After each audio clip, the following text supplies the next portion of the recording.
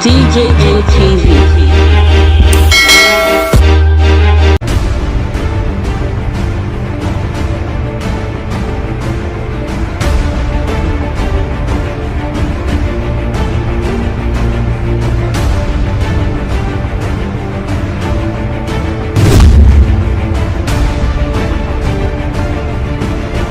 Blessing Okagbare don set new world record for track and field event.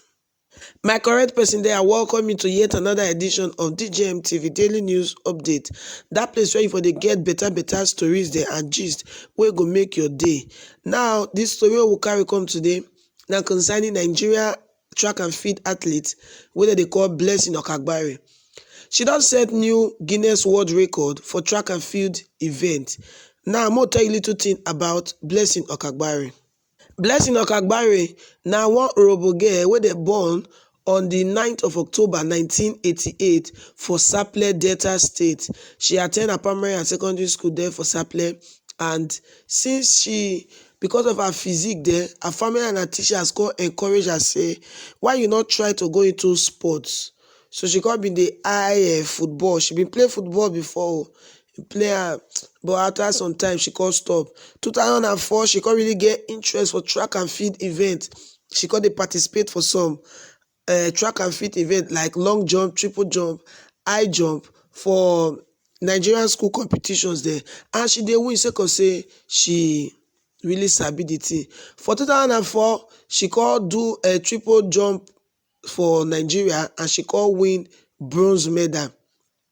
Her first international outing now for 2006 World Junior Championships for athletics, where she could perform the qualifying round of both the long and triple jump competition.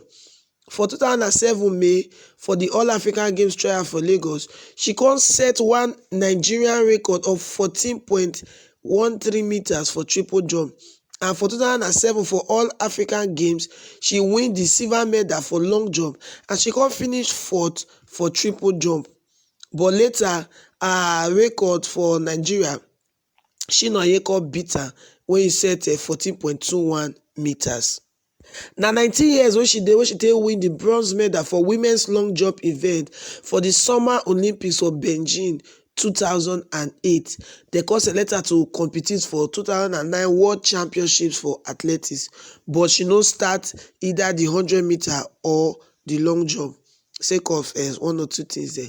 Later, she could score 100-meter / long jump double for the NCAA Women Outdoor Track and Field event for University of Texas, and then she could complete as undefeated champion for that year.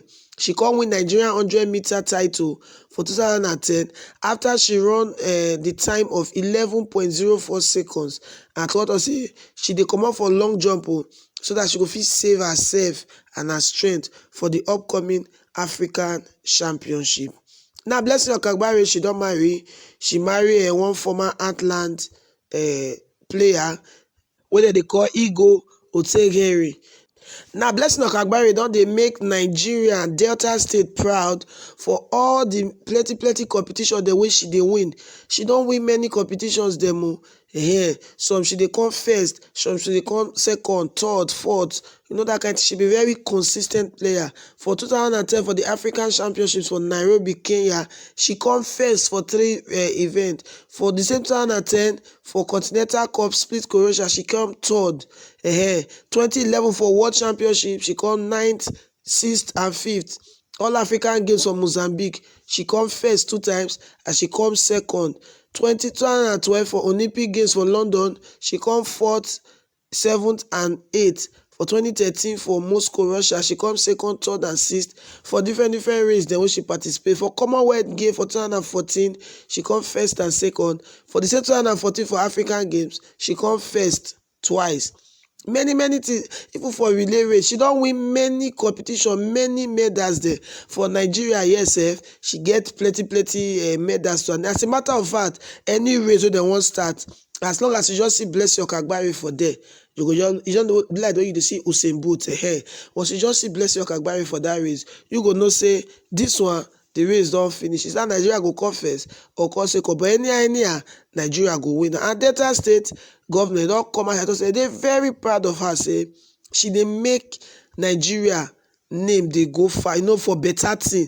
Not only for bad thing, they go dey hear Nigeria name. Bless your Okagbare, they make Nigeria name dey sound far for this track and field event. Now the cocoa of the matter be say all this race wey she dey win, all this is where she dey win. She just recently win the Guinness Book of Record, Guinness World Record for track and field event. You dey see the matter there. So she don do her for the award they give her na the most appearance for Diamond League meetings.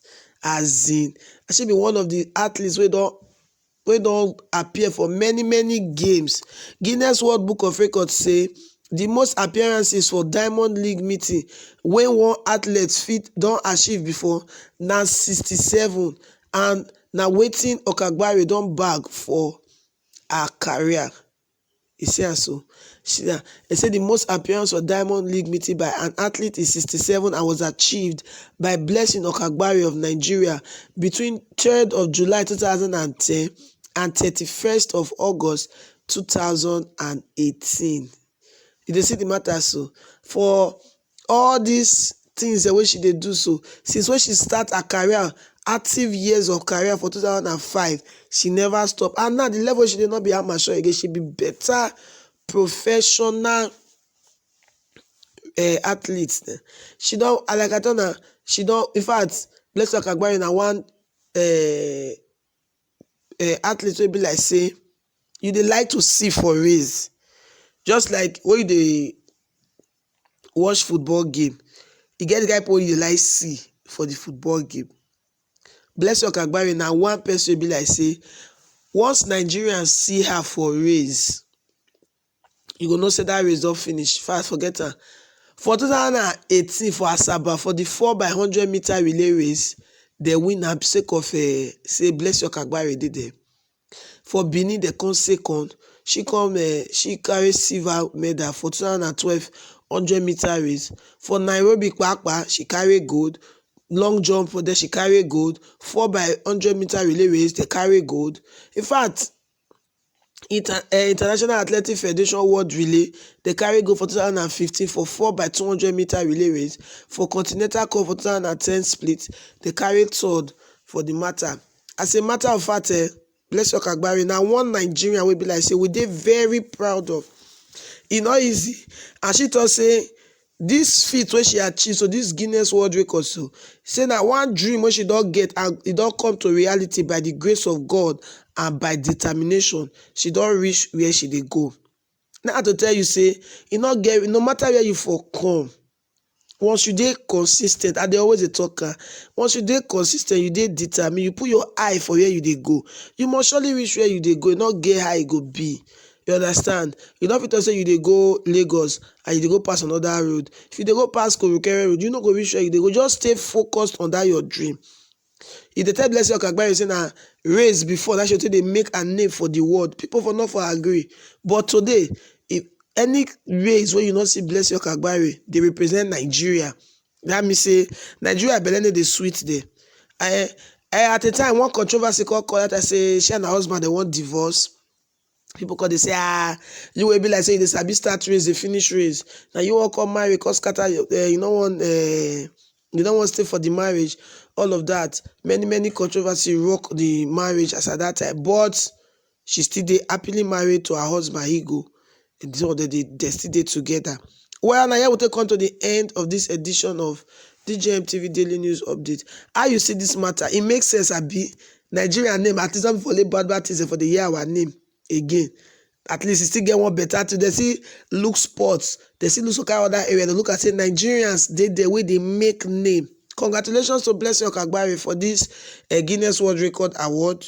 We pray say this one will make her continue to strive for more excellence for her career.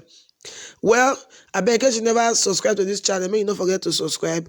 touch the bell when they near your hand for them, so that anytime we will drop new video, you sef you go dey see the video, and you will be among the first people to know wetin dey sup, for this our one love community. And abeg don't forget to like and to share this video so that your friends too, they go fit still join this community. This na still DJM TV daily news update, and me dey bring you this news. So my name na Lawo Rufevo, and I dey tell you say, if preparation meets with opportunity, na breakthrough na that one go bring.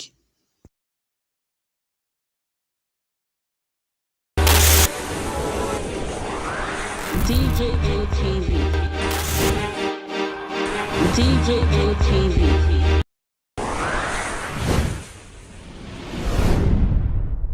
People are people don't say no, they don't like it. Welcome to DJM TV. DJM TV. DJM TV. DJM TV. DJM TV. Some of the delegates and ask their questions. DJM TV.